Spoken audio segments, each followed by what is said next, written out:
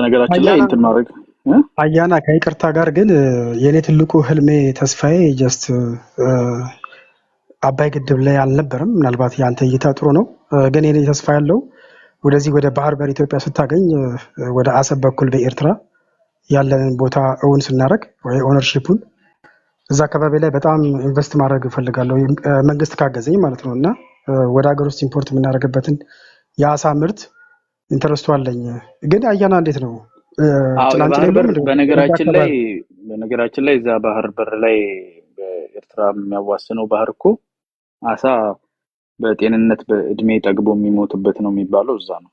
ማንም አይነካቸውም እና አሳዎቹ ቅድመ አያት የልጅ ልጅ አይተው ነው የሚሞቱት አሉ። እና ለአሳዎቹ በጣም የተሳካ ጊዜ አሳልፈዋል ላለፉት 40 ዓመታት ቢያንስ። አሁን እኛም ደግሞ እንድንመገብ አሁን የአእምሮ ላይ ችግር ያለው በደንብ ኑትሪሽን ምልህ እኮ የፈረሶች የሚባለው ሰውዬ ምን ይላል? ስጋ አእምሮ ይደፍናል ይላል። እኔ ስጋ መቻልኩ አሳ እያልኩ አሁን ስጋ ነው የሚሰማው። ገባ? ይሄንን ለመቅረፍ መመገብ ያስፈልጋል። ጥሩ ኑትሪሽን ያስፈልጋል። ሂድበት በደንብ። ሰሞኑን የሆነ ቦታ ነው ገብቶ ማውራት እንኳን አይችልም። በደንብ ሂዱበት። እሺ ካሌብ፣ አንተም ኮመንት ብቻ ነው የሚችለው። ፈረሱ ለተወሰነ ጊዜ ማውራት አይችልም። ኔ ነው የሚለው ኔ ለሆርሴ ኔ ይላል። ኤኒዌይስ የባህር በር ጉዳይ ላይ ሰሞኑን የተነገሩ ነገሮችን እንግዲህ እየሰማ ነው። ኢትዮጵያ ፋይናሊ የባህር በር ላይ ያላትን ነገር ሲሪየስ አድርጋ ወደፊት እየሄደች ያለች መስላለች ነው። ጥሩ ነው። እሱ አሁን የተሟላ ኒውትሪሽን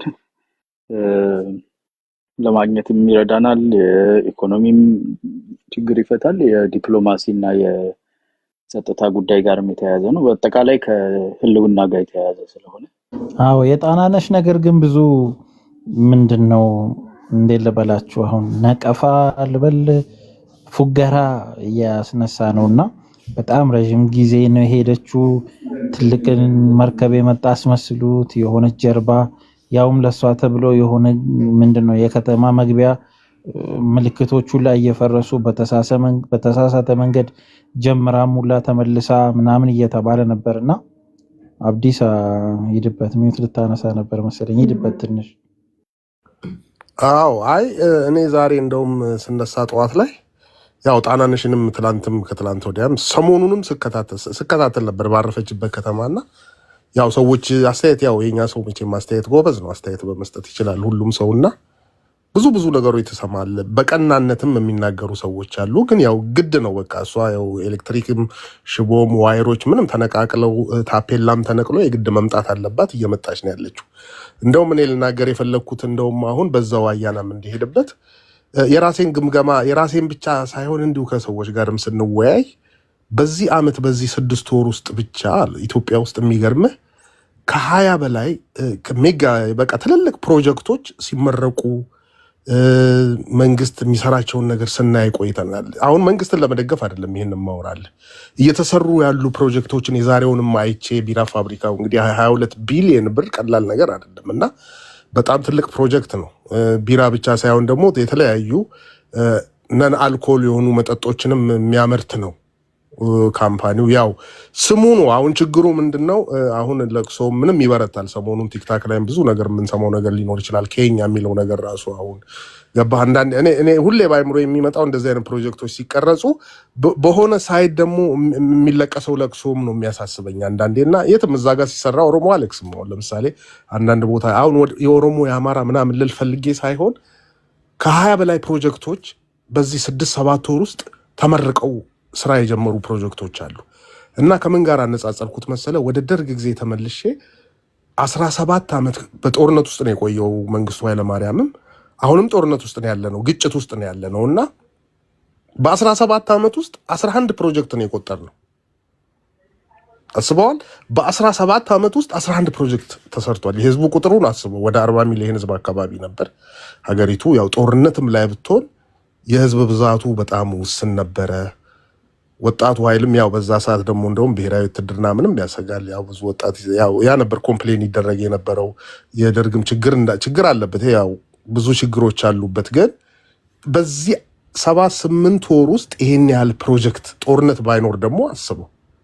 እኔ በደንብ እየተሰራ ነው ያለው የሚል እንትን ያለኝ ባይምሮ ውስጥ ያው ከነ ችግሩ መንግስት ችግር የለበትም አይደለም እያልኩ ያለሁት፣ ግን ቆንጆ መንገድ ላይ ነው ያለነው። ይሄንንም እስቲ አስቡበት። እስቲ ራሳችሁም አንዳንዴ ይሄ ሁሉ የተገነባውን ነገር መቁጠር እንችላለን። አሁን የተገነቡ ፕሮጀክቶችም ማለት ነው። አዎ በስም ቀላል ነገር አይደለም። ወጣት ወደ ስራ ይገባል፣ ለሀገር እድገት ኢኮኖሚው ምን ይሄን እስቲ እንደው እንደ አጀንዳም ሳይሆን ነካ ነካ አድርጋችሁት ብታልፉ ይሄው አያናም አለ። እስቲ ኖ በስም ጥራልን ሀያውን አለ። ምን ትዝ እንዳለኝ ታውቃለህ? የዶክሬ ድራማ አንድ ወንድና አንድ ሴት ኢንተርቪው መጥቶ ሴቷን ሊቀጥራት ፈልጓልና ወንዱን አዲስ አበባ ህዝብ በቁጥር ስንት ነው ሲለው 4 እስከ 5 ሚሊዮን ይሆናል አለው። ነው ሴቷን ጠየቃት በቁጥር ስንት ነው ሲላት 4 እስከ 5 ሚሊዮን አለች። ወንዱን ዞር አለና ስማቸውን ጥራ አለው። እና አንዳንድ ጊዜ 20 ፕሮጀክት አለ ስታ አሁን ስሙን ጥራ ይላል። ገብቷል? ስም አልጠራው ጋር ይሄው የለም ለማለት ነው። የጣናነሽ እንግዲህ በእንትን አይደለም ባጃጅ አይደለም ገባ ጭነው እየበረርክ የምትሄደው ነገር አይደለም። በጣም ትልቅ ነው። ይሄንን ነገር ለማንቀሳቀስ ምንድነው የሚያስፈልገው? ዩቲሊቲው ምን ይመስላል? ሎጂስቲኩ ምን ይመስላል? እንዲያንን ነገር በተንቀሳቅሶ ያውቃሉ ሀገር ውስጥ በዚህ ሳይዝ ያለው ይሄን አይነት ስትራክቸር በመንገድ ላይ ለማንቀሳቀስ ተሞክሮ ያውቃሉ? ምን ይፈጃል የሚለውን ነገር ምንም የማያውቅ ሰው ቲክታክ ላይ ቁጭ ብሎ ቲክታክ ላይ ስሙን ለመቀየር የገዛ ስሙ ውስጥ ኮማና ነጠላ ሰረዝ አስገብቶ የሚጽፍ ማለት ነው። ሁዳ ከስርና ከላይ የት ነው የሚደረገው ብሎ የማይለይ ሰውዬ ያንን የሚያክል ሎጂስቲክ ተጨናንቆ በቃ እንዴት አድርጎ እዛ ላይ ለመንቀፍ ይሞክራል። የገቢ ምንጫችን ቡና የሚባል ዘፈን ነበር ድሮ ታስታውሳላችሁ? ጠዋት ላይ የገቢ ምንጫችን ቡና የሚባል እኔ ነኝ ሙት ያደረኩ እኮ ነው ሊያከም ነገር ያ ተንኮሻኮሽ ስለሆነ የገቢ ምንጫችን ቡና የሚባለው ትዝ ይላችሁ እንደሆነ የገቢ ምንጫችን ቡና ነበርና ቡና እስከ ባለፈው አመት ድረስ የኢትዮጵያ ትልቁ ኤክስፖርት ነው፣ የገቢ ምንጭ ነው። ከዛ አሁን ደግሞ ወርቅ ሆኗል አንደኛ ቡናን አልፎ ማለት ነው። እና የገቢ ምንጫችን ወርቅ የሚል ዘፈን አውጡ አትሊስት። ግን አሁን ይሄ አሁን አሳሳቢ ነው። አሁን እዚህ ጋር አሁን እኔ አሁን መጠየቅ መሞገት እወዳለሁና ክፍተት ተፈጠረልኝ። አሁን ወርቅ ናቹራል ሪሶርስ ነው የሚያልቅ ነገር ነው። ቡና ግን አግሪካልቸራል ሪሶርስ ነው፣ ድጋሚ የሚተከል ድጋሚ የሚያፈራ ነውና ምን ማለት ነው? አሁን ይሄ አሁን ፖዚቲቭሊ ሊነሳ ይችላል። የወርቅ ሪዘርቫችን ምን ያክላል፣ የወርቅ ሪዘርቫችንን ዩቲላይዝ ለማድረግ ምን ያህል ሄደናል የሚለው ነገር ራሱን የቻለ እንትን ነው። አንደኛ፣ ሁለተኛ አዲስ ከምናመርተው ይልቅ ወርቅን በሬጉላር ማርኬት በኩል የማስወጣት ስራ ላይ የተሰራው ለውጡን ያመጣ ነው። ስለዚህ ወርቅ አምራች ሀገሮች ባለፉት 50 አመታት ኮንቲኒየስሊ እየጨመሩ ሄደው እያመረቱ ያንን ሪሶርስ ተጠቅመውበታል። ለቡና የምትጠቀምበትን ለሌሎች ኢንዱስትሪዎች የምትጠቀምበትን የዶላር ፍጆታ ያለህን ሪሶርስ ኤክስትራክት አድርገህ መጠቀም፣ አላቂውን ነገር መጠቀም። አላቂውን ነገር በነገራችን ላይ ሪዘርቭህ ካለበት አቅም ጋር ስታወዳድረው አላቂ ነው የሚለው ራሱ በጣም ሩቅ ጊዜ ነው። አውጥተህ መጠቀም መቻል በጣም ትልቅ ነገር ነው። ነዳጅ ሪዘርቭ ትንሽ እንዲሆን አለ፣ እሱን ዛሬ ብናወጣውና ብንጠቀም አላቂ ነው ብለህ ጀጅ አታደርገው። ሌላኛው ደግሞ ቡና ኤክስፖርት ምናደርገው ያን ተጨማሪ ጥያቄ ያለ ቆያ የምናገረው ልጅ። ሌላኛው ደግሞ የቡና ኤክስፖርታችን ቀንሶ ነው ወይ ወርቅ ያለፈው፣ ወይስ የቡናው ኤክስፖርትም እየጨመረ ወርቅ ግን የበለጠ አድቫንስ ስላደረገ ነው ያለፈው? ይሄንን ማየት አለብን። ኤክስፖርት እንደዛ ከሆነ ምርጥ መልስ ይዤ ሚዝል ስፔሻሊ እንደዛ ከሆነ ቡና እኮ ጨምሯል። ቡና ጨምሮ የጨመረውን ቡና ነው ያለፈው ወርቅ። አንደኛ ኤክስፖርት የሚደረግበት በኖርማል ገበያ ሆነ፣ ሁለተኛ ከፍተኛ የሆነ የፎከስ ሚነራልስ ላይ ፎከስ አለ። እነ ሳፋየር ሌሎችም ላይ አለ። 8 ቢሊዮን አካባቢ እኮ ተጠግቷል አይደል ኤክስፖርታችን አይተን ማናውቅበት ቦታ ላይ። ያን ያህል ኤክስፖርት ስታደርግ የምታገኘው ዶላር የተለያዩ ነገሮችን ለመስራት ይረዳሃል። እሱ አስፈላጊ ነው። አሁን እሱ ነው ማለት ይሄንን መቀየር መቼስ አንችልም። ጣናነሽንም ማንቀሳቀስ አንችልም። አንዳንዴ የቲክታክ አካውንታችንን ስም ለመቀየርም እንቸገራለን። ግን አትሊስት የገቢ ምንጫችን ቡና ነው ነክሰ ይዛል። ግን ማን ነው ቲክቶክ አካውንት ስመቀየር አባቱ ቤካ ምን አለፈ አባቱ ቤካ ሰጥይዚ በውስጥ ይነገራል። እኔ እኮ ተጠርጣሪ እኮ ስላለ ነው። ይሁን እሺ። እኔ እንደዚህ አይነት በየአይነት መሻቀርባለሁኝ ከነቃሪያው ከነስንጉ ነው። ይሄ ጽድት ያለ ቤት ነው። ለክፉም ለደጉም እሱን ማስተካከል ባይቻል አትሊስት ትንሽ ደግሞ ከዛ የዘለለ ነገር እንደው የገቢ ምንጫችን ቡናን በአዲስ መልክ መጻፍ የዘለለ አቅም አለኝ። እኔ ሰው ሀገር ሰርቼ 5ም 10ም ብትሆን ዶላር ማገኝ ሰው ነኝ። ሀገር ውስጥ ቢሆን እነሽ ነገር አለችኝ የምትሉ ደግሞ እስቲ አትሊስት ለታሪክ ይሆንባችኋል። ከዚህ በፊት ቦንድ ገዝታችሁ ማታውቁ መዋጮ ካላደረጋችሁ የግራንድ ሬኔሳንስ ድሪም ገርድ የሚባለው ትልቅ የሀገር ሀብት ነውና የመጨረሻውን 2% ላይ የሚገኝ ከሆነ ቦንድ የመግዛትም ኮንትሪቢዩት የማድረግ እድል ካለ ፈልጋችሁ አድርጉ። አይ ቲንክ ኤምባሲዎችም መንግስትም ይሄንን ቢያስተካክል ቢኮዝ በዚህ አመት ይመረቃል ብዬ አስባለሁና እዛ ላይ ኮንትሪቢዩት ማድረግ ይቻላል። አሁን ደስ ይላል። ገብቷል። self worth comes from doing worthy things አይደለ? ለራስ ያለህ ክብር የሚመጣው ክብር ያላቸው ነገሮች ከማድረግ ነው። እንደዛ ስታረቅ ራሱ ዋጋ ይጨምራል። እኔ አሁን ጥሩ ነኝ ለራሴ ክብር አለኝ የሚል ሐሳቤ አለኝ በትንሽም ቢሆን። ለምን የማደርጋቸው ነገሮች በጥቂቱም ቢሆን ማምንባቸውና ማታሰተኛ አምሮይን የማይቆረቁሩኝ ነገሮች ናቸው እና ጠዋትም ማታም ሌሊትም ዝም ብዬ ብቻ ለራሴ ሆድ ብቻ እየሰበሰብኩ ከዛ ደግሞ ወጥቼ አርቲ ቡርቲና የየና ለቅሶና ህዝብ የሚያጋጭ ነገር ጥላቻ ጦርነት ብቻ መሰብክ ከሆነ self worth አይኖረኝም። it displays in a lot of ways. so ሀገርህን መገንባት ጥሩ ነገር ማድረግ ኮንትሪቢዩት ማድረግ ፖዚቲቭ ኮንትሪቢዩሽን ማድረግ አሜሪካ ላይ ታክስ ትከፍላለህ ዩሮፕ ላይ እንትን ትላለህ እዚህ ኮንትሪቢዩት ታደርጋለህ። ለኢትዮጵያ ደግሞ ቆሻሻ መጨረሻ ላይ ሬሳህን ወስደህ እዛ ትቀበላለህና ከዛ የተሻለ እንድንሆን ዲያስፖራውን ቻሌንጅ አደርጋለሁ ለማለት ነው። ይሄን ያህል ከእንትን ካልኩ ከቀሰቀስኩ ይበቃኛል። እሺ መልካም። አሁን ትንሽ ቦርደር እንሄዳለን። አሁን ትንሽ የማውራት ዲማንድ ጨምሯል። አኖሌ ማይኪ ፍረዱ ወንዱዶ አገባ ዝም ብላ አዳትጻፍ ወርወኔ ኩንነ ነው ማለት ያፋን ነው አረ ስሪት ደንደው ማለቱ ማቤት ቱቱ ሞልቤ ነው ግሩፒን ቁርጡሜ ኮኛ ዲማ ግሩፒን ካባቲነት ያው አን ያና ግሩፒን ቁርጡሜ ተፊንጀለ ግሩፒን ቁርጡሜ እና አንዱ ቦቱ ማለ አይ በረድ ወጣ ማን ይሰማ አያናንጀት ከምቡናሰን ዋናን ጀቹፍ ቱረ ተቆረ ዱበተ ተቋንን ቆብስኔ ፈሞራት ያለከ ነው በርባደ ፈከኛ ፊ ወርቂኒ ቡና ጫለን ሶኔ ዋን ኦሚሽኒ ማን ኤሲን ሳሽ ኤሲን ወርቂ ኤሲ ቡና ዋን ጫለ ፊሞ ከየሩስና አዳባው ካፈ ከነ ኤሲ ሳቱ ጫለ ከንጀነ ወርቂን ኮምባይናን ከነርገሙ ዳንጋ በየረትር ተቆ ትግራና ትግራይ ዶርግን ራርገሙ ተቆና ነው በነሻንጉል ጉሙስ ከናፊ ገራ ለቶርሚያስ ገራ ወለጋ ከናፊ ገራ ክባከን እዶዋን ኩነን እዶ ነገኝ ትንጅሬፊ አልተቆቶክኑ ማዩ ደልደሌውን ወርቂ ካሰራን ላኩ ናኖ ከነት በበለቴራ ከጀዳሙና ተቆ ሶ ኢን ትግራይ ከሰጡ yumoon ተዋና ሞቶ ማያለንጅ ሶማሊ እንደበለ ታሪክ ቡና ሰንቱ ተቃተ ቡነቱ ተቃተ ሳገደት ደበሞ ወርቅ መቱ ደበለ ይሰብረ ደርበ ከጀዱሶን አዳባው ከባዳ ከብራ ወኔ ብራንዲን ኬኛሱን የመካ ካምፓኒ ደረቆን ገው ወከቦት ካምፓኒን ዋን ጉርጉረብ ነው ይፈጩ ታሪ ቦንዲ ወጂ ማልማሊ ወጂ ነረቆ ኡሙ ማለገሩ ሶ አክሲዮን ሶ ጉርጉረ ነው ቾኮ ገሩ የመካ ወርሽ ቡአን ማን ወነጭ ከሳ በወስኩንሲ ብራንዲ ከናም ባታናን መቃለ ደላቴ ከጀሩሰን ሶዳራ ቀባ ፈከናፍ ከኛ ቢራተ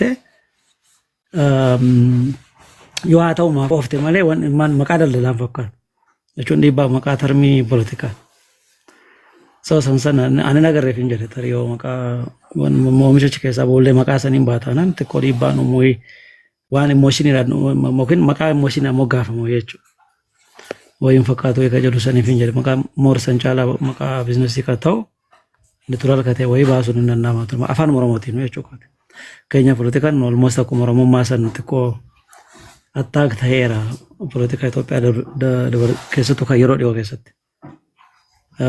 እሰሰን ይፊንጀለ አመጣ ጀንዳ ጉርጉዳን ካስ ነገሩ ከጣናኔ ሲሰነ ያስትለን ብራን ለኑልስ ገገስነ አገርሲሳፍሞ እንደንደሙ ይፈከና ሆነስ ነው ኦጀተመን ዶፈ መሸት ወልቲ ገገለት ሞጀተመ ማለ ካስተብና አቆኔ ዶቀራ ተፈተፍቴ ነው ምቶ እቹም ያ ገሯን ወለቱ ዱባን ነው አንጨራለም ተሲን ነው ወኔ ማፍጠቃ መትጋፊቱት ተኮተኮኒ ሲኑ መደንደሰቱ ዱባን ነው ያ ደለ ጀናኑ ማቹ ማንጎለ እና ሲሰኒ አዳን ዲዲገዲ ራሰልፓዳን ፈከናፊ ሀለት ገርብራት እንገሉት ደንዳሙ ሰንጎቹን እንደነሞ አዳኑ ማን ዲዲገሙ እንደነ ፈከናፋ መተርባይኒን ወከማሽኒ ለገባይሶን ተሪ ማሽኗን ተፎካሞ እንውልፋቹ ማለት አይነ ከወንዲ ከናገሩ አኩ መጀረለ ባይና ነገር ሲሰጃለተን ወር ሲፍ ደኮን አገርሲሱ መፍተይና ሞ ማረኒ ማን ወንዲ ሲነርገም ሲስቱራ አገርሲስ ነው ቆሚዳን ፍነ ከጀሩሰን ወሰን መሰረት ያዳ ከነን ጀደት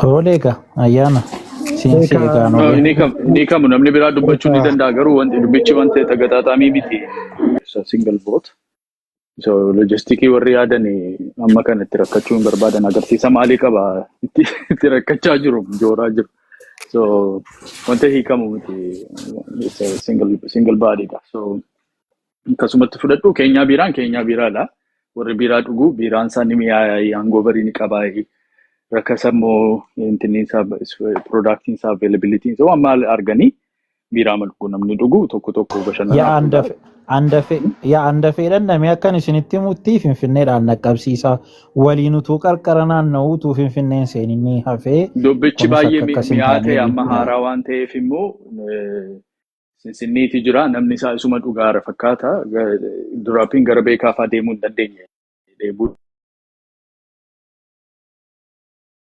ያ ከናቺ በከን ጅሩ ዴምኒ ነምኔ ሲኒቲምና ድርቀመ ኬኛም ባና ፖይንት ወኖረን ጀልቀበባ ካሴስ ከቨሪ ጎዲቲ ካሌቢ ፈብራም ጨራና ገጋፈታሩ ነላዳፍለቹ ሲኒፉ ሲቦዳ ጋፊያን ነው ለለፈተን ቢሱን ኖር ካለተከ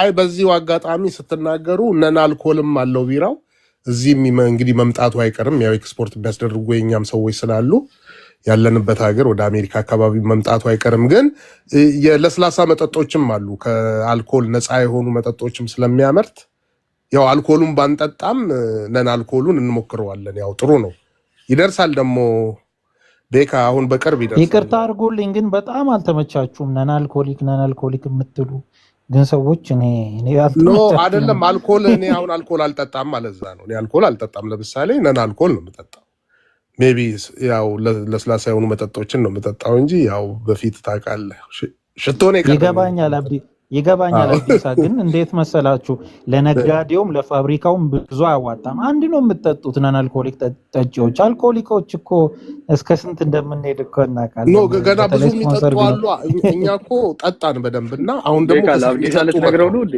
ለአብዲስ አልተነግረው ኦኬ እኮ ነው አብዲስ እኮ አንድ ጊዜ እንደውም ሆዱ ተከፍቶ ይታይ ፍራሽ ስፖንጅ ሆዱ ውስጥ አለ ተብሎ ማለት ነው አረ ደብደክ ይታይ ተብሎ ሁሉ ነበር እንዴ እኔ እኮ ሽቶ ነው የቀረኝ ሽቶ እኮ ያልጠጣሁት አይ እንትን ያወራሁኝ በመሃል ስልክ ገባብኝ ሶ ኬኛ የሚለው ስም ቅር የሚለው ሰው ካለ ማለት ነው ቢራትቶ ቅራሪ ይጠጣል because ኬኛ ነው ስሙ ነው የኛ ማለት ነው ትርጉሙ አፋን ኦሮሞኒ ምንድነው ይሄ ወንምንተማ ሪኮይል ማድረግ ምንድነው ሪኮይል የሚያስደርገን ነገር ቋንቋ ነው ቃል ነው እሱ ፖለቲሳይዝ አደረገው አላ ኦሮሞማ የሚደብረው ከሆነ ደብሮ ይተዋል በእንቅልፍ ያልፈለታል እና ማይ ቢዝነስ አበሻ ተብሎ ተሰይሞ ኬኛ ብለህ ብትለው ምን ችግር አለ ምን አገናኘው ከሆነ ምለው ከሱ ስሜት ጋር የሚጠጣ ከሆነ ይጠጣል ማይጠጣ ከሆነ ይሄዳል ለማዘዝ የሚመቸው ኬኛ ምንድነው መሰለ ምንድነው መጠንቀቅ ያለብን ምንድነው የሌሎችን መብት የሚጫን ነገር የሌላውን ፍላጎት የሚጫን ነገር ጥላቻ ያለበት ነገር ክፋት ያለበት ነገር እንዳይደረግ መጠንቀቅ አለበት የራስህን ስም የራስህን ቋንቋ የራስህን ማንነት የሚያንጸባርቁ ነገሮችን ግን የሚያሸማቅቅህ ነገር የለም ሌብል እንደውም አድቮኬት እንደውም አድቫንስ ማድረግ ነው ያለብን ለምን ሄጅሞናይዝ ተደርጎኮ ተዘግቶ እኩል እንዳልሆነ ተቆጥሮ የነበረ ቋንቋ ነው ኤሊቬት ማድረግ አለብን እንዴ እሱ ኤሊቬት መደረጉ የሚያስቀናው አያና ማውካስ ነው ችግር አንሰንኮ ፋፍንካስ ነን ላለ wanni kampaan man warraaqsi dinagdee kun qaama warraaqsi dinagdee keessaa tokkodha. Abiyyummaa mala isaarraa jechuudha. Politikaa isaa riphaa keessaa inni tokko waan afaan wahii yookaan saba wahii akeekaa wahii hin barbaadu. Wachuun sagantaawwan dhufaa jiran keessatti jechuudha. So maqaan kun itti fufaa booda tarii akka mala isaatti wajjin goone waan saba al tokko si jalaa babbada fakkaata. Maa inni sagantaa maalii hasaarta? Kaampaniidha miti kun. Jechuun qaama kaampaniin kun beeka keenyaan kun hin beekamu miti addatti fakkeenyaaf amma duratti inni kaaseera bara Habashaa Biiraan fakkeenya gaafa dhufu ani namoonni sun siyaasumaaf moggaasan malee warra daldalaa miti yaadee yeroo sanas dubbadheera yeroo Habashaa Biiraan dhufu sanis maqaa daldalaa miti. Inni kunis immoo kan hin jedhe gareen nama warraaqsa dinagdee fide kun waan nama fakkeenyaaf waan sana maqaa sana guddisuudhaaf yookaan immoo waan ofiitti moggaasuudhaaf jedhee yaadu namoonni sun warra waan sanatti qaana waan ta'eef akkana jechuun qaama seenessa waan saba tokko mul'isu waan seenessa qeentee namni jedhanire. So onni kun borillee saaxilamaan ta'uu tarii warjijjiiruudhaaf irra qabu. No. Seenessi qeentee waan jedhamu hin jiru. Maqaa mucaa keetii seenessi qeentee akka hin jedhamnee fi maal jechuufi barbaadde? Ingiliffa baasuu fi immoo xaaliyaanii gochuuf. Siyaasa keessatti maa seenessa qeentee ta'u? Siyaasa maalii haasofta? Siyaasa maalii garbuudhaan kun? It's an alcoholic beverage. So it's a beverage company. Afaan barbaaddeetiin moggaasta. Amma extremely stretch gochuun hin barbaachisu. Afaan barbaaddeetiin biliyoona 20 itti baastee maqaa barbaachamoo online deemtu. Miti kiisii kee keessaa baastee kan biliyoona 20 itti baaste achi immoo maqaa immoo abaluutu si moggaasa abbaatu moggaasa mucaasa. Kaampanii keetii keenya jette. Kan koos jechuu dandeessa kan dhuunfaa taanaan. Kan waloommoo taanaan keenya. Beekee bara fakkeenyaaf amma baankii jijjiiraan jiru inni amma fakkeenyaaf. Eenyutu baankii jijjiire? Qoy wanni isaanii kan darbe keessa dubbistanii sirrii. Amma fakkeenyaaf baankiin ni hafa waggaa lama sadii booda maqaan baankiin sabaan mogga'e kun fakkeenyaaf amma Oromiyaa baankii maali baankii kun amma ni hafa inni. Seeraanuu ni hafa sun hin beekaa. Kun barbaannu keessa jiru miti namni mana. Obboleessa koo amma maal akka amma waan haasaa jirtu eessarraa argattee siin jechaa jira. Marii gaddaa Eertiraa fi TPLF gidduutti ka'ee irratti ka'e moo akkami kun moo Abiyyi Oromummaa yakka jedhe moo marii TPLF wanti sana keessa irratti ka'e irratti. Sugaa afaan Oromoo miti. Naa gaafadhu moosisa. Asii moo amma ilaali. Amma tini isaatiirraa baankii sanii maqaa kana jijjiiruuf akka rakkannee baankii samtuu jijjiirameen siin jedha. Baankii jijjiirame natti mudadeessa. Hin jijjiiramne jijjiiraa jedhamaniiru fakkeenya baankiin eenyutu jedhe ajajni suni xalayaasaa qabda moo informationii maalii qabda poolisii sana eessaa argatte? Al takkaan fiddeen uummata siyaasa mitoonni kun al takkaan fiddeen uummata. Raajummaa irra jirta amma raajiidha kun. Raajii miti malee politika raajiin qabu. Waanuma jiru taanaan immoo waan jiru eessaa argatte? Soorsii si gaafachaa irra. Soorsiin maa kanuma mangistiiti. Waan kun bara waltajjiratu nuti mani wanni waan saba mul'isaa kun waan seenessa qeenteedha. Wanni akkasiis fuulduraaf hafuu qaba. Sigalee wanni sun gaafa hamistu immoo wanni nyaata hamistu keessaa tokko biraandiiwwan akkanaa kana fa'a. Deebiitii dubbisi. Fakkeenyaaf deebiitii dubbisi. Because seenessi qeenxee kan jedhamuu fi seenessa biyyoolessaa seenessa waloo fi seenessa qeenxee kan jedhamu maal ilaallata? Siyaasa biyyoolessaa ilaallata moo kaampanii fi baankii ilaallata moo maal ilaallata? Seenessi jechuunis maayinni maqaa moggaasuu jechuudha. Eenyummaa ofii afaan ofii ittiin fayyadamuu jechuudha. Moo seenessa jechuun maal jechuudha? Seenaa wajjin maaltu wal qabata? Akkaataatti yaadnu wajjin maaltu wal qabata? Seenessa yoo jedhan isaan seenaa wajjin wal qabsiisa. Seenessa wanni irraa hiikanii rakkoo ka ta'e afaan Amaariffaa waan hiikaniif seenessa ta'e malee seenaa wajjin hin qabu. Seenessa jechuun himiinsa waan himamu jechuun waan qaama tokkotti indikeet gootee fakkeenya waan ayyaana fakkaatu tokko bakka waan selektiif ta'e jechuudha. Waan garee wayii keessa osoo jirtu selektiif ta'e garee wayii waan akeeku tokko jechuudha. Waan qeenxee ta'edha. Gookin gara personaalii narrative jechuudha. Narrative sanii seenessatti fidan isa. Narrative jechuun tirrekti kan jedhamu. Afaan Oromoo seenessan ta'u. Maal ta'a narrativiin afaan Oromootti? Afaan Oromootti himiinsa yookiin himama waan akkasii ta'e malee seenessa ofidde. Seenessa yookaan seenaa wajjin wal qabata. No, himimsa himu kan jedhu wajjin dhufa. Base wording isaa jechuun himuudha. waan amma jedhamu san Himu jechuudha is the utterance of word, not the conceptual. Himu miti amma afaanii keessatti hin gallu. By the way, hiriyaan keessuun eessa jira afaan kana irratti inni cimaadha. Manni maqaan isaanii jalaa badee. jira waan kana seenessuma kana irra jira leenjuma kana keessa No, inni nama cimaadha by the way. I really appreciate. No, beekumsa gadaa kana irrattis beekumsa afaanii irrattis arguun hin jira tiktaakii kana irra. Araan jira abbaa fayyina jechuudha. Abbaa fayyina jechuudha. Abbaa fayyina jechuudha. Abbaa fayyina argeen beeku. Yeah, very very good.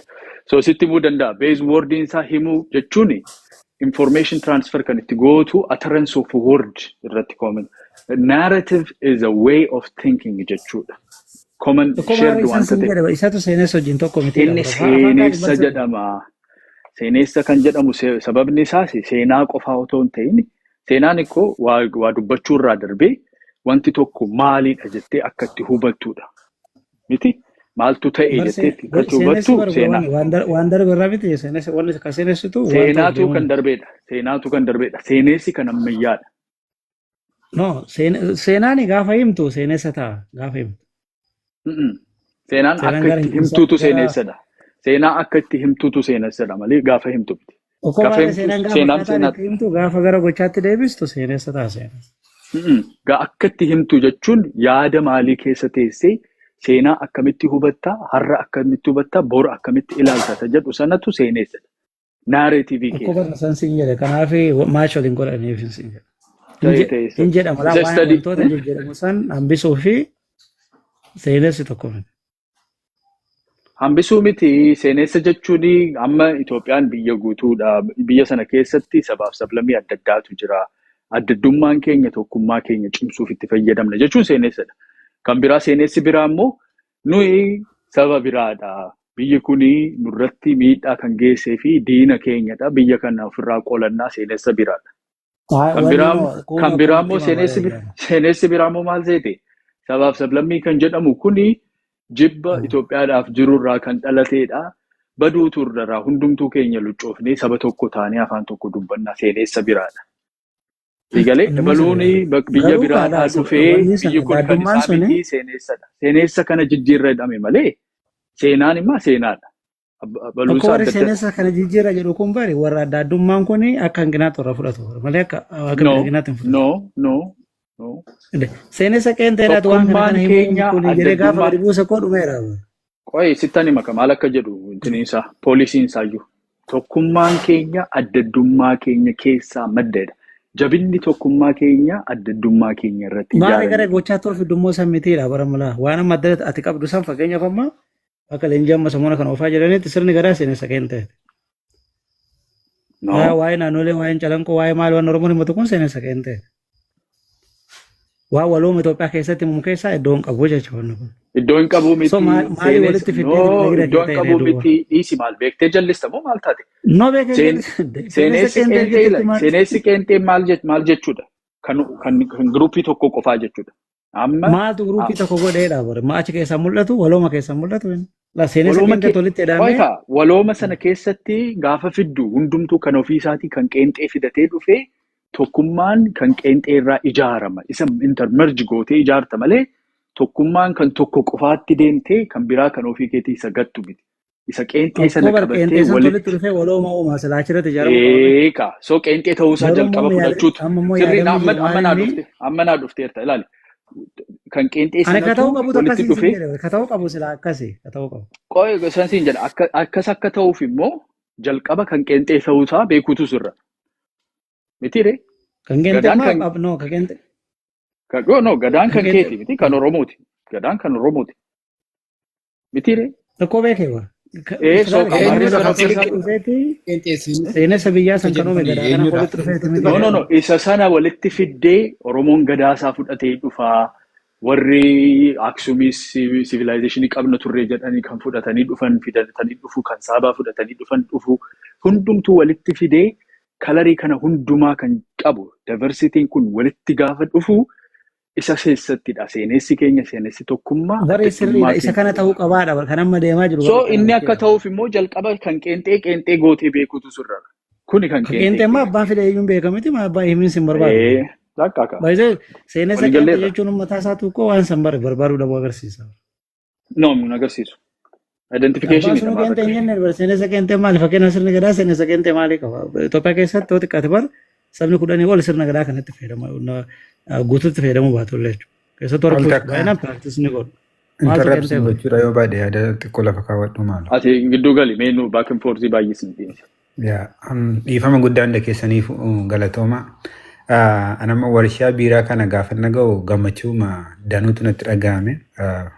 Kun waan baay'ee guddaadha. Biyya keenya Oromiyaa qofa osoo hin taane akkuma biyyattiitti jechaadha. Akkuma Itoophiyaaf kun injifannoo guddaadha. Injifannoo baay'eedhuma guddaa jechaadha. Kan dhalooti baay'een irraa fayyadamuu danda'u jechaadha. Warshaa ammana ga'u birrii ammana ga'u miti warshaadhuma marfeedhuma soo ta'eyyuu jechaadha. Kun waa guddaadha. Ani kana baay'een dinqifadha. I think waggaa 8 irraa na fakkaata yoo doggoruudhaa baadhee dhaabbati biyyattii kee dhaabbata bosonaa bineensa bosona Oromiyaa kan jedhamu yeroo sanatti kan maallaqa hedduu of harkaa qabu isaan ture. Amma jarri kun maallaqa hedduu qabu akkuma Itoophiyaatti jechaadha. Gaaficha jechuudha waggaa 8 irraa. So maal jedhanii naannoo Oromiyaa kana keessa deddeemanii ilaalanii achi gara lixa Oromiyaa kana deemanii maangoon kun akkuma timaatimni kun akkuma jirutti mukarratti tortoree gara dhidheessa baakko kana keessa hunda isaa keessa naanna'anii gaafa ilaalan maangoon kun tortoree inni kaan lafatti nammee wanna baay'ee kan arganii ol deebi'anii gara Finfinneetti ol deebi'anii mari'atanii maaliif warshaa maangoof timaatimaa kana magaalaa Naqamteetti ni ijaarru jedhanii warri dhaabbata bosonaa bineensa bosonaadha kan kana jedhu yuunivarsiitii Wallaggaa wajjin intigireet godhate jechuudha. Achi booddee yaadicha sana irratti mari'atanii approve godhanii pirezidaantitti dhiyeessan yeroo sana jechuudha. Pirezidaantii yeroo sana ammoo Lammaa ture. Pirezidaantitti dhiyeessinaan pirezidaantiin sin maallaqa kan qabu isaaniidhaan nuti intiniin godha fandi godha yuunivarsiitii Wallaggaa ammoo intiniidhaan riisarchiidhaan nu gargaara jedhanii akkasii irratti walii galanii birrii baay'ata godhatanii dhagaa bu'uuraa lafa kaa'anii achi booddee akka carraa ta'e yeroo sana warshaa sanaaf chief executive officer ana ture.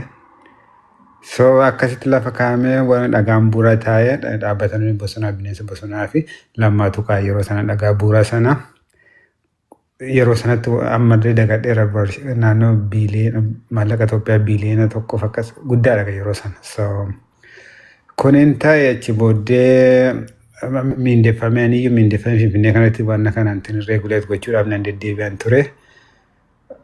Deemsa keessa boodarra wanti kun akkasii haalli siyaasa biyyattis xiqqoosee daabarti ta'e achi booddee wal qaban garqabanii boodarra immoo siyaasni biyyattii akkuma quba qabdanii jallatee pirezidaantiin isaan goraa lakkifamanii warshaan sun inni namoota naannoo sanaa beenyaa laannee jechuudha. Qarshii miiliyoona 100 wayii akkas laannee jechuudha. Qonnaan bultoota naannoo sanarraa ni goone jechuudha. Beenyaa lafa isaanii laannee. Erga irraa kaanii booddee lafa sana sirreessinee almost kiliraansii jalqabne achi booda ol of sadanii gaafa pirezidaantiin aangorraa ka'u hojiin sunis akkasumas kufaa dhufee hariiroon jirus addaan citaa dhufee dhuma irratti wanti sun galmaan hin gahin hafee anis Waaqayyo na gargaaree dhiiseen bahee amma waan kanaan fakkiyaaf gaafa waan akkasii lafa kaa'amu namni waan biraatti taappellaa wayii namatti maxxansaa taappellaa akkas gandummaa maalummaa dhiphinummaa maalummaa nu malee yaada jedheetu lafa kaa'a. Garuu wanti amma ta'e kun waan baay'ee gaariidha. Akkasiin amma giinci jechuun Oromiyaa hundarraa deemanii achitti hojjetu. Akkas sammuun akkasii yaada akkasii malee amma giinci intiniidhuma duwwaadhaaf jedhamee kan aayidoloojiin kun irra hin jiru dheeruma yaada. Yeroo sana garuu akkas achiidhaan waan akkasii diviiziniin akkasiin ture polarizeeshiniin akkasiin ture. Kanuma akka obboleessi koo ayyaanaan kana quba akkuma qabaattu lafa kaa'uu barbaadetanii galatooma kan isiniin jechuudhaaf ulfaadha. Tole Abrahaam haa ta'u boonni dubbadhume carraa waliin gaa deemna jirtamni boonni. Jira. Ano gifee man gidduu gabaasoo akkaataan sin dhaggeeffataa jira. Itti fufa. Akkami keenyaa kana nan dhugamoon dhugeettare inni kan hin dhugunni kan nan dhuga jedha kuno. Bishaan galee. Gaarii gootan bagatti cabsitan. Kunoo Akkasi kuno. bishaan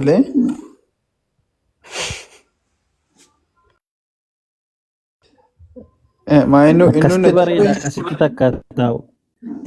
Eejiitii dhangalteeti.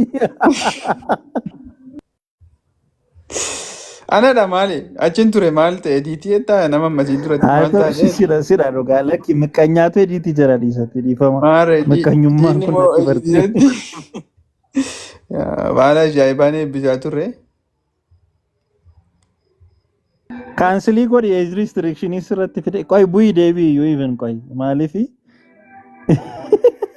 maal akkas godhe age restriction jedhee maa dhugaatiin hanke irratti mul'ata hanko irratti mul'atu maali sinni bu'i dhugaatiin hin mul'atu dhugaatiin hin mul'atu Ambee kaafee an tiktookiin maaf akkas jedhe dudduubaan argitee inni kunuu galu bilarii jaateef malee isa kana iyyuu dubbii kaasuun nisu ture. I think tiktookiin siluma qulqullinaan qabu surri kun waan biraarraan iskiriinshuutii godhe waan ta'eef eeja piroopireetii minaamin jedhee rimuuviin gootuun naan hin jedhu seete. Hinaaffaa qabdi tiktookiin kunis dhiisi hinaaffaadha Maarree kana badde. akkas ture የምርህን ነው ካሌብ? ምን ሽመልስን ላለማሳየት ነው እንደዛ ምለው? ተው እንጂ ሌላ ንጹህ ፎቶ አምጡ የሽመልስን እንደዚህ ከፊት መጠጥ አሁንም እምቢ የሌለበት። ይላል ኧረ ካሌብ ግን ነገረኛ ሆናል። ሌላ ፒክቸር ካለ አምጣ። የቅድሙን ግን እንትን ይለዋል። ኦኬ ባይዞ ግን እንትን እኮ ነው ኤጅ ሪስትሪክሽን ነው የሚለው እንጂ ዋርኒንግ እኮ አይደለም። ግን ችግር እኮ የለውም። ባይዞ ዝም ብሎ አሬዳ ፊዴቲ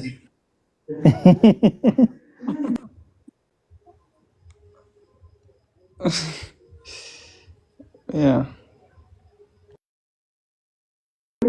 አይ ካሌብ አንተ ወረኛ። እሺ ኦዳቢስ ሊፍን ጨራኬና ሆፒፍስ ናንኬ ሆፕ ገሯረ ማነት ማጨልስቴ dubbadhu min Lakin deemu hop mana jiru beekaa dida jira beet. Sani sani. የማን ዕድሜ እኮ አይደለም ካሌብ። ተው ግን አሳውን ግን ራስህን ብላ ካሌብ ግን ተው። እንዴት መሰለ መጠጥ የሚታይ ከሆነ መጠጥ የመጠጥ ኮንተንት ወይም የሌላ ለቲኔጀሮች መታየት የሌለበት ኮንተንት ካለ ቪዚቢሊቲው ነው ሪስትሪክት የሚያደርገው እንጂ የሱን ዕድሜ ነው ሪስትሪክት ያደርገው አላልኩም ካሌብ። ተው ትንሽ አሳውን ለራስም እየበላ ለሰው ብቻ አታቅርብ። ኦዳቢሲል አከብ ጅርታ ያደስ ማሊስ ወቀባቴ አጀንዳ ገር ተኮትን ፊነለ ዳገሩ ዱባቹ ደንዴስ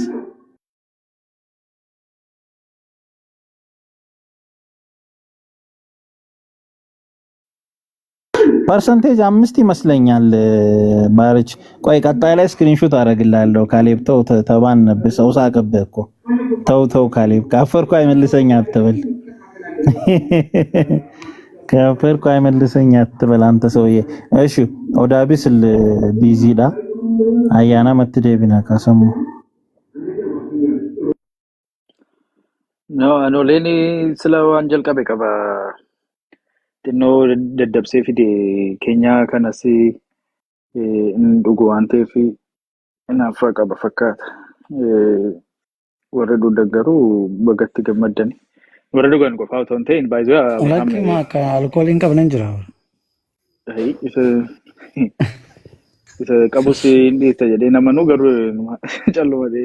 No anuma mukiyya ta'e wanni dhugan beeku. Dhugaatii waa warshaa keessaa waan hin fayyadamu bila sasai baay'inaan. Ay gaarii. beeka Obuuni fuuldura ishee duwwaa bilarii godhii fidishi yookiin ay callisiifi rakkoon qabu visibility duwwaadha malee effektiin isaa baay'ee warningii miti sii galeera mini recommendation hirrisaa malee waldaa recommending godhu qicimee nama umuriin isaa anima waldaa qicimee bakka bu'een deeme waldaa qicimee oh oromiyaa nice bakka bu'een deeme finally yaa Ayman gaaffiin qaba jechaa jira goda. okay ቆይ Furdootu naman dubbanne arjilኛለሽ? buuseen ol deebisa ወይ ፍርዶት ወርጅልኛለሽ ለኪ ኮታ አይመን ካሌቢን እሺ ቆይ ተከላሊነን ገልቸ ድሮ ገሩ ነመባ አይመን አንገርጎ ጀለታና ገፈነ ቤካ ውልፋዱ ገለቶ ቶለ አብርሃም አይ አከምና ቀብደኒ ነጋዳ ጅራ ነጋዳ ከም ደንሳ ከጋሪዳ ወላ ከመያና ጅርታ ጅራ ገልታ ያ ጋፊኒ አንሲ ጋፈቹ በርባዴ awwama amma agartee biyya keessa deemaa jiru kanaa fi wanta opposition political parties wanda jarri godhaa jirtu kana beeta so wanti jarri amma godhaa jirtu kun yookaan waliin dhufeensi jarri waliin dhuftee haasa'uun jaraa kun benefita qaba moo hin qabu jettaatiin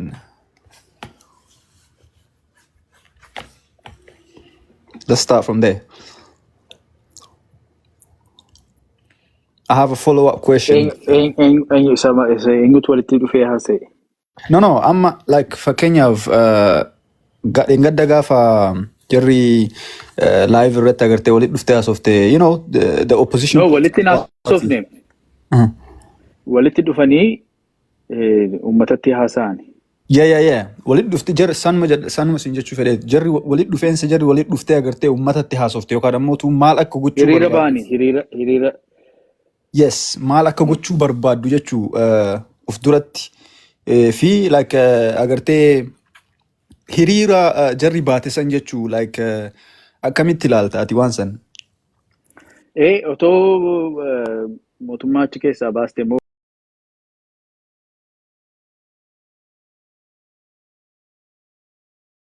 unity of idea hin qabanii wal fakkaatanii yaada tokko qabaatanii furmaata tokko irratti walii galanii qaama waliin dhaabbate otoo hin ta'in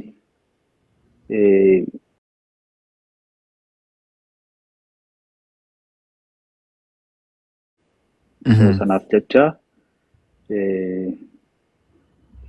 nagaan habuu jedhu nagaan noowaar jedhani noowaariin sana hin jibbinu gaariidha noowaar jechuun isaanii achi booddee immoo barcuman immoo nu gadhiistuu jedhanii isaan garuu immoo baay'eedha 15 turanii at least barcumni 15 hin jiru otoo gadhiistee fi isaanumtu wal fixu so isarratti meaningless garuu noowaar jechuu isaanii galata qabu noowaarii sanarratti walii galla partially isin lamman gidduullee galuun barbaanne garoon ayyaana welcome commander taayee danda'anii isaa dhufe siin jecha jira gaaffiin ko garee wayii shaabiyaa jalatti walitti qabamanii jedha already walitti qabaan isaanii beekamaadha jedha ati immoo inni tammeette immoo walitti qabaa irratti waliin galan 15 isaanii yoo jette isa kan madhaga uummanni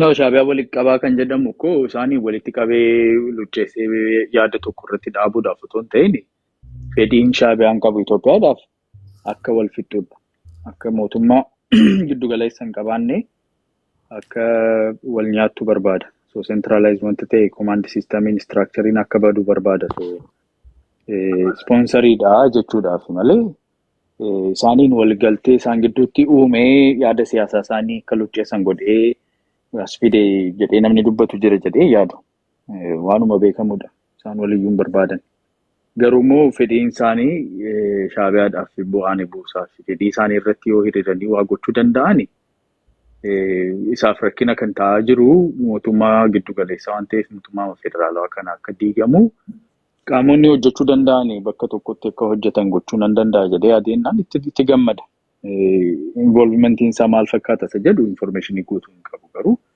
shaabiyaadhaaf of course ni ta'aaf qaamni waliin barbaanne waliin fakkaanne barcuma sanarraa buusuma qofaa kan barbaadu diiguma qofaa kan barbaadu gaafa diigamee dhummoo maal gootu otoo jette yaada 15 adda addaa kan qabu dhufeennaan inni bibittinnaa'uu kana barbaada waan ta'eef bibittinneessuu kana irratti walii galtee ni qabaata so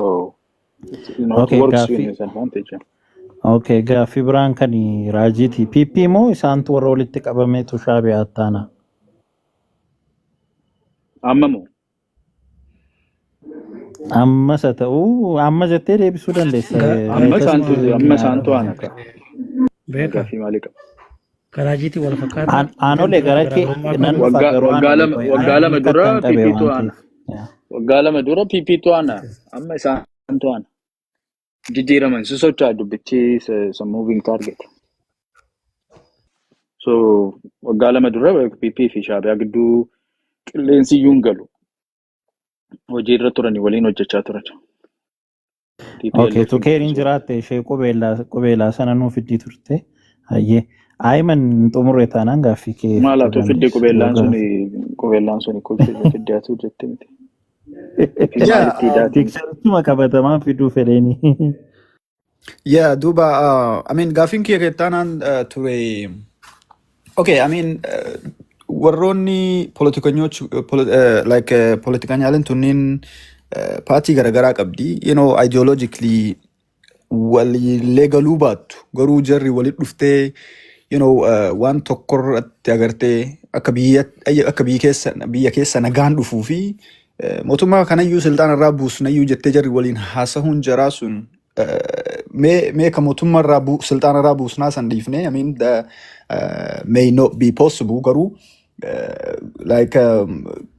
lolli haa dhaabatu jettee jarri waliin haasahuun jaraa sun yoo agartee akka xurutti fudhatamee okay this is must go on agartee mootummaan iyyuu waan kana keessa seenee agartee jara tanayyuu agartee invite godhee bakka takka walitti qabee agartee wanni kun itti fufuu qabaa ka jedhamee irratti kan dalagamne kan ta'u kataatu taate akkamitti reeka lolli kun dhaabachuu kan danda'u mootummaan yoo paartiilee tan wajjin kan hin haasofne haasaa kan hin goone ka ta'u taate yoo agartee wama jaraa badaa fi agartee ka haasa'u bichaa kan ta'u ka taatu taate akkamitti nagaan dhufuu danda'aree biyya kana keessatti ayyaana. Ayman isaanii wajjin haasa'uu kan dandeessu tokko malee walitti fiddee haasa'uu hin dandeessu. Because walitti waan dhufe hin qabu fuula tokko hin qabanii jechuudha. Adda tokko miti. Addaddummaa qabu isaanumtu fedhiin isaaniis wal rukuta. Wal dhiita waan ta'eef tokkodhaanidha. Warra nagaan akka bu'u nagaa jeequu keessatti warra qawwee qabatan wajjin mootummaan gaafa haasa'u tokkoon isaanii wajjin haasa'a. Malee zammanee fi oolaa fi faannoo walitti fiddee isaan walii galanii yaada tokko keessatti agreementii tokko gochuu hin danda'ani. TPLF kan ofiisaatii qaba. Already sign kan godhe isa akka kabajuuf isarratti dhiibbaa akka godhamu akka itti mari'atamu ni mari'ata ni hojjeta isaanii wajjin hojjechaa jira. Oolaa wajjin immoo kanaan duraan lama yaaleera achi keessaa immoo namoonni ba'anii waliigaltee argachuu danda'an argatanii mootummaa wajjin hojjechaa jiru. Warri gidduu kanas galaa jiran jiru. Warri hafanis mari'achuu barbaadu taanaan hireen sun laatamaa jira, eeyyamni sun jira jechuudha. Faannoo wajjinis wanti godhamu faannoo bakka lamattidha. Isa Afaar jedhamuu fi Afaa Bahaa jedhamu. Afaa Bahaan sun xinnoo qoqqoodamaadha. So calluma namni maqaamaa fi maqaa tokko qabatanii bulchiinsi isaa nama 13tu bulcha. Namni 13 walii galee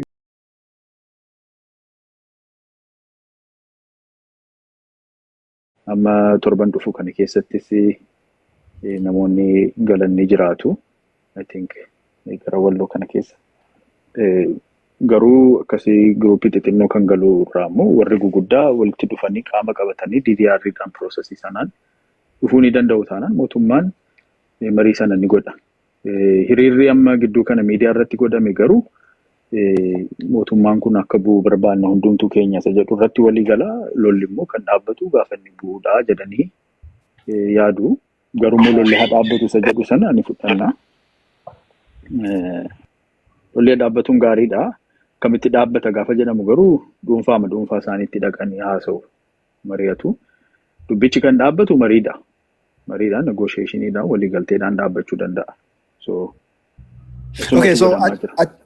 achirra mee mootummaan paartiilee garaagaraa ideoloojii garaagaraa qaban kana wajjin bakka tokkotti waliin haasa'uu hin danda'u jetteerta. Okay, that's fine. Paartii tokko keessaayyuu fakkeenyaaf paartii agartee olaa kana keessa waliin haasahee jaruma keessaa ciree yookaan agartee ka ufitti kan dabalu ka ta'u taate akkamitti taa'aree lolli akkamitti dhaabataree inni paartii kanayyuu waliin haasahuu waan barbaaduun fakkaatu jechuu bar yoo ka ciree agartee walitti fidee taaseera miti. Allama ciruu ilaale ciruun immoo yaadaan mariidhaan qofaa miti qawweedhaanis wal ciraaru miti. Situ akkan ciramne taatee dhufuutu sirrara malee si keessaa ciramee ni baataanaan immoo qaamni ati qawweedhaan lolaa jirtu si cicciruu kana argateeti. Atumtuu of keessa.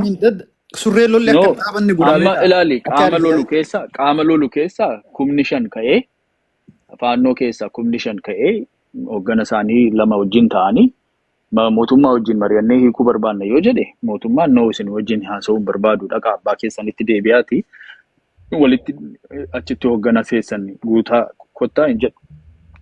Qawween irrachuuf deema nagaan amma tokko walakkaasaa ta'u wanti muraasaaf furabuuf deema taanaan mootummaan kana ni keessummeessa. Kuni mootummaadhaaf galiidha ni barbaada. So kana irratti maaliif hojjete jechuun dandeessu advantage isaati abbaatu akka hin ciramne of eeguutu irra. Garuu surree beetee akka lolli hin dhaabanne godhama. Maaliif akkasiin jedhe beektaa? Okay, mootummaan kun yoo nama agartee isa bichaa walii galuun bichaa keessaa ciree ka agartee ofitti dabaluu kan ta'u taate yookaan ammoo ka waliin nagaa uumuu kan ta'u taate okay warra isa wajjin agartee waan inni jedhe kana irratti waliigalaa hin jirre damootu continuously lolli itti fufaa jechuudha. Namni haarawii itti dabalamaa uummata kanatti ijoolleen haarawii itti dabalamti kun agartee ka keessaa mootummaa dabalamuu barbaaduun dabalama ijoolleen haarawii dammootu danqaratti hafe kan agartee itti dabalamaa deemti jechuudha. Mootummaan gama lamaan ilaali ayman waan jettuun naagalam ilaali gama lamaan ilaaluutu sirra. Gama tokkoon guutummaa guututti furmaata siyaasaa mariidhaan furmaata negotiationiidhaan godhamu gootee liit baarganiidhaan guutummaasaa walitti fiddee guutummaasaa yoo gaafa jettu hundumtuu galuuyyuu hin danda'u. At least bal'inni isaa akka hiikamuu fi hojiin hojjetamu ni jira hojjetameera. Allama Taanzaaniyaa deemaniiru. Inni gaafa deemame hunduma isaanii wajjin haasa'ame. Isa gochuun gaariidhaan ni godhama ammas akka fuufuu barbaadama. Isa gaafa gootu garuu at all conditions isaan waan jedhaman hundumaa fudhattee miti. Isaanis immoo ati waan jette hundumaa fudhatanii miti sanaaf negotiation jedhama. Negotiation irratti gaafa deadlock impasse kan jedhamu bira gaafa geessu impassiin sun hin furamu taanaan mariin sun ni kufaa ni fashalaa jechuudha. Allama fashalaa'e sababni isaa adda addadha kaasuu ni dandeenya. Inni sun gaafa fashalaa'ee jedhu mootummaan amma sadaffaan dhufuutti isiniin hin tuquu isinis keessaas namoonni yoo dhufan hin fudhadhu jedhee kan lagatu hin ta'u. Achi keessa namni tokkos ta'e 5 ta'e 5,000 ta'e kan baataanan hin fudhata. Ammas egal maaliif humna kee hir'isaa asis gara negotiationitti gaafa dhuftu sirrooftee akka isa jalqabaatti akka isa lammaffaatti mata jabina yaada qabatte irratti ciccitee didduu akka hin dandeenyeef baalaansii godhatti garaa wajjin TPLF wajjin isa godhame mee yaadadhu. TPLF wajjin mariin koo marsaa meeqa godhame? Marsaa isa jalqabaa irratti warri TPLF completely warri isaan gaafachaa turani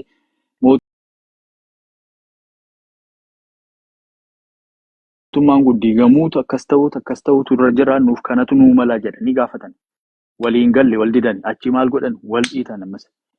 Dha'ee jedhee asaan keessatti waan godhee reebee maal jedhee itti cufee lammaffaas hin didan. Sadaffaa irratti garuu gaafa humni xinnaachaa deemu isaan keessatti qoqqoodamuun dhufu waan baay'eetiin rakkinni dhufaa jiru negotiation amicable ta'aa deemanii jechuudha. Siigalee beendi gochuu jalqaban. So lollii fi mariin wal bukkee akkasitti deema. Achi gidduutti qaamni si keessaa gaafa loo'ee ba'ee deemu mootummaa wajjin walii galuudhaaf isteepii tokko achi siqa. Kanaaf mootummaan negotiation sana keessatti advantage waan argatuuf kana diduu hin danda'u. Siigalee miti so kun inni ta'a garuu akka hin taaneef sanaafidha marsaa lammaffaa irratti ispeeshaalii asirratti miidiyaa irra ba'anii kana otoo hin furiin ba'uun sirrii miti. Otoo hin furamin ba'ameennaan uummatatu miidhama. Furuudhaafis itti deebi'uudhaafis rakkisaa ta'a. So haa furamu jennee haasaa turre. Ammas marsaan sadaffaa akka uumamu erga marsaan lammaffaa fashalaa'e inuma gaafachaa irraa inuma dhiibaa irraa lolli haa dhaabbatu jenna gara mariitti deebi'aa. It's the table has to be reached again. Garuu meanwhile lamaanuu harka xaxatanii hin ta'an. Abbaan harka laatu jira taanaan yookiin mariidhaan waa fudhatu jira taanaan guruupiin tokkos ta'e 5 ta'e hundaa taanaan ni fudhata mootummaan gammadee fudhata maaliif humna kana hir'isaa ammaatiin namni biraatti dabalama isa jettu namoonni waggaa 5 waggaa 6 waggaa meeqa achi keessatti leenji'anii baratanii waan baay'ee beekanii experience warra qabanii battle tested warri ta'anii gaafa ba'anii fi namni haaraan magaalaarra ijoolleen xixinnoon dhufanii gaafa galanii it's not the same power. Kigalee soosana hir'isuu keessatti waan baay'eetu jira. Waan makamees galuu ni danda'a. Namni galuu hundumtuu, namni leenjii achi keessatti makamaa jiru hundumtuu yaada sana ni fudhata jechuu miti. Tokko achi keessatti waan baay'ee ta'ee galuu danda'a siigalee. So advantage sana fudhachuu isaan dhiisu. Maaliif gara negotiation table sana weaker taatee akka dhuftuu barbaada lamaanuu. Waboonis immoo mootummaan akka dadhabee dhufuu barbaada. Akka rakkatee akka baalaansii sana dhabee dhufee negotiationii sana irratti waan isaan jedhan akka fudhatuuf humna dhabsiisuu barbaada. So that power struggle is going to continue. We prefer that it happens the sooner. Sanaafidha number 1 Nowar tokkoffaan jedhin Nowaridha jenna. Warri hiriira amma ba'anii number 2dha Nowariin. Number 1 mootummaan buuturra number 2dha Nowariin. Akka isaan itti dubbachaa turan irraa kan hubattu. Garuu gaafa barreessanii Nowar jalqaba jedhanii achi immoo barcumni gaddiifamu turrarraa achi nagaanaa dhufuudha which is Nowar. So gidduurratti saanduchii godhanii isa yaada fidan sana dhaarratti wal galu. Zammaneen mootummaan haakufuu haabuu gaafa jedhu aanatu barcuma sana irratti taa'aa jedha. Maroodii isaaniitu barcuma sana irra taa'aa jedha. Garuu immoo lamaanuu